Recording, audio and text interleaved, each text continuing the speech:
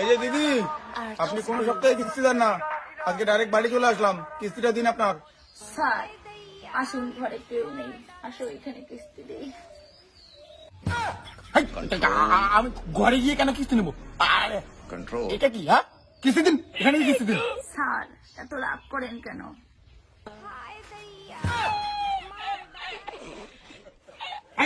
কি দেখাও? বন্ধ করো, কি দেখাও?